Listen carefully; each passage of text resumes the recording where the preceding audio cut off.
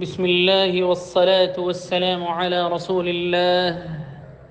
हदीस اليوم عن القاسم أبي عبد الرحمن عن أبي أمامة رضي الله عنه عن رسول الله صلى الله عليه وسلم قال: من تمام العيادة أن تضع على المريض يدك فتقول كيف أصبحت أو تقول كيف أمسيت. وفي بعض الروايات وأيضا يقول: لا بأس طهور إن شاء الله. أخرج هذا الحديث الإمام ابن أبي الدنيا في المرض والكفارات، والإمام البيهقي في الشعب.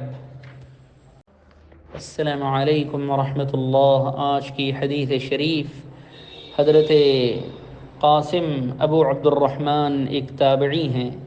ये सहाबी रसूल हज़रत अबू उमामा रज़ियल्लाहु अन्हु से रिवायत करते हैं कि रसूल अक़दस सल्लल्लाहु अलैहि वसल्लम का पाक इरशाद है कि किसी बीमार की इयादत का मुकम्मल और बेहतर तरीक़ा ये है कि बीमार पर हाथ रखे, मिसाल के तौर पर उसके माथे पर, सर पर या सीने पर हाथ रखे और यूँ कहे कि आप कैसे हैं, आपकी तबीयत कैसी है, आप अपने आप को कैसा महसूस कर रहे हैं।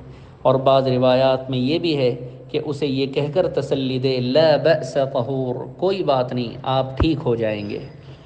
इस हदीस शरीफ को हज़रत इमाम इब्न अबी दुनिया ने और इसी तरह इमाम बैहक़ी ने रिवायत किया। वस्सलामु अलैकुम।